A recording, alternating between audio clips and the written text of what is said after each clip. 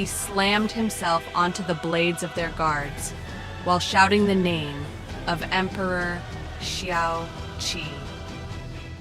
With that, he died on the spot. Zhang Ziyu was sitting in the carriage and had not even appeared even once. Only when Elder Liu's body had already been taken away did he walk out. He threw out some money and told the relatives of Elder Liu to use the money for his funeral. Chu Chao was eating when she heard that notice.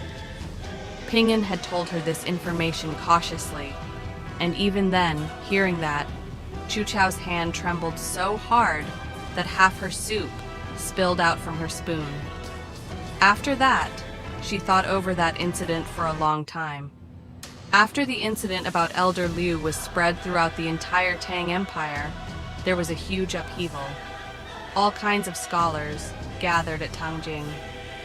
The enraged academics wrote long essays, and those had spread to within the palace, requesting for the law enforcement departments to properly investigate the incident. 2 days later, Zhang Ziyu had begun his ruthless suppression of those scholars. For a moment, the prison was filled with people shouting angrily. The supervisor of the jail frowned as he asked Zhang Ziyu as to what to do. The young king of Shizhong casually left behind a sentence. "Isn't there still place at the Huangquan Hill outside of the city?" The supervisor felt chills down his spine. The Huangquan Hill was a mass grave, so he naturally understood what this young king of Shizhang meant. In the afternoon of the same day, the jail accidentally caught fire, and the prisoners in it were mostly injured or killed, turning into bodies that had been burnt to a crisp. Those bodies were thrown messily into the mass grave without any cover from the elements, turning into the food of beasts. The jail ended the incident by handing over 2 jail guards who had been drunk while on duty. 27th of September, it was deep into autumn, and it was a windy day. The morning court on this day was a tad different from usual, and was handled entirely by the king of Shizheng, Zhang Ziyu. There was only Zhang Ziming behind the blinds listening in as well. The imperial doctors said that the emperor caught a cold, and his mother was taking care of the emperor, and would be absent as well. Before the crowds had time to react, there was a golden throne that was lifted out from the back of the main palace. There was a dragon carved onto the seat, and with 9 tails fluttering with majesty, it was as grandiose as the emperor's throne. The messenger who usually read the royal decree praised Zhang Ziyu without any sense of shame, before reaching for the royal decree and announcing that that seat was ordered by the emperor himself, and that considering Zhang Ziyu's weak constitution, the emperor wishes that Zhang Ziyu could sit on the seat. Not only that, the Lingxiao Palace that was situated within the Jinwu Palace would be given to the king of Shizheng to reduce the travel time every day.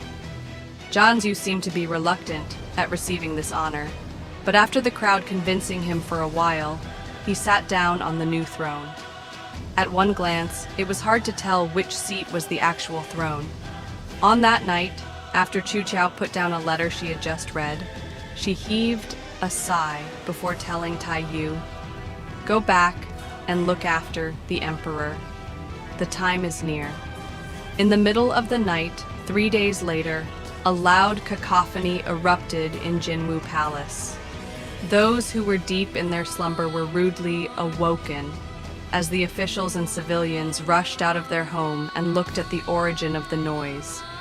All that they could see was that in the direction of Jinwu Palace, even the sky was colored by the bright crimson of flames, with sounds of fighting breaking out almost everywhere, with groaning and shrieking sounding off everywhere. At that moment, everyone was all stunned. Some cowardly men quickly brought their family into their house and shut all their doors and windows tight in fear of being caught up in the conflict. The only ones left spectating were some officials who stared at the palace and murmuring, "Seems like power will be changing hands again."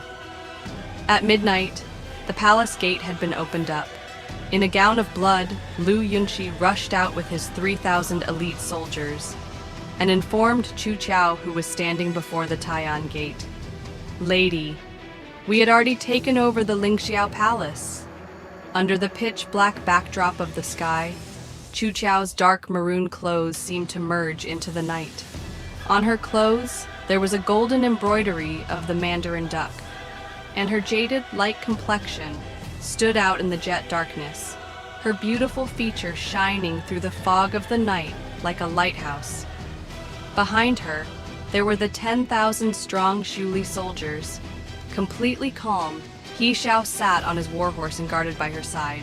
The white flag that had a red cloud on it fluttered high above everyone's head. The rain clouds loomed over everyone's head, covering any other light from the moon and the stars. Even as the warm light from the torches shone onto Chu Chao's face, she seemed like an emotionless sword, ready to strike. "Enter!"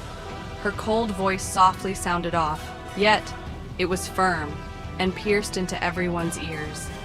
As the wind raged past, it sent Chu Chao's clothes fluttering. Lifting up her sharp chin, Chu Chao squinted as she lightly tapped the stomach of her horse with her feet, signaling for the horse to enter the Majesty Palace. As the last guard of Xialing Palace fell, the inferno in the West Palace had been extinguished. Du Ping'an led a group of soldiers up, with a gleam of determination shining in his eyes. It was as though in this one night he had matured as a man. With all her forces consolidated, more than 10,000 soldiers stood behind Chu Chao, with their bright torches illuminating the entire sky, along with the countless bodies that litter the marvelous palace. Chu Chao's horse trotted up the white marble stairs. The banner that indicated that this was the residence of the King of Shizheng, something that normal people would not even dare to look up at, was smashed onto the ground, and with the horses trampling, there were crisp sounds of it shattering into a million pieces. A servant who was good at observing stepped up and loudly hailed her and welcomed this great marshal.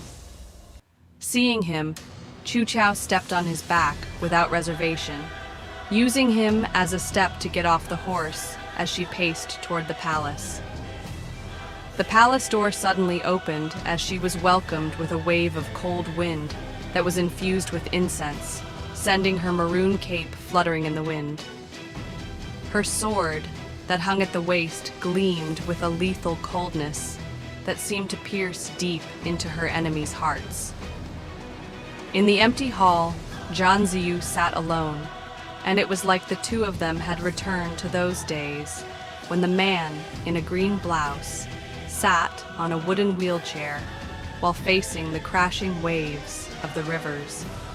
She could still vividly remember his crystal-clear eyes and his deep voice as he asked, "Who was there?" "Enter." Her Kola voice shortly sounded off, yet it was firm and pierced into everyone's ears. As the wind raged past, it sent Chu Chao's clothes fluttering. Lifting up her sharp chin, Chu Chao squinted as she lightly tapped the stomach of her horse with her feet, signaling for the horse to enter the Majesty Palace. As the last guard of Xialing Palace fell, the inferno in the West Palace had been extinguished. Du Ping'an led a group of soldiers up, with a gleam of determination shining in his eyes. It was as though in this one night he had matured as a man. With all her forces consolidated, more than 10,000 soldiers stood behind Chu Chao, with their bright torches illuminating the entire sky, along with the countless bodies that litter the marvelous palace. Chu Chao's horse trotted up the white marble stairs.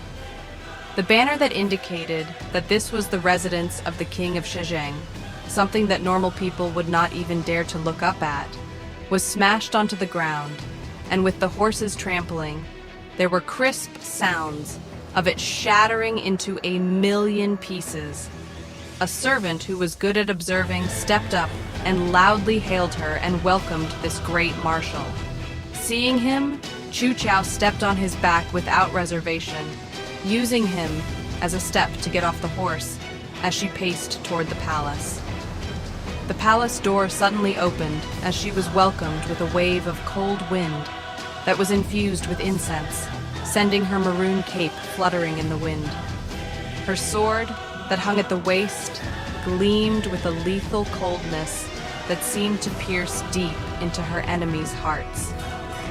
In the empty hall, Zhanziu sat alone, and it was like the two of them had returned to those days when the man in a green blouse sat on a wooden wheelchair while facing the crashing waves of the rivers.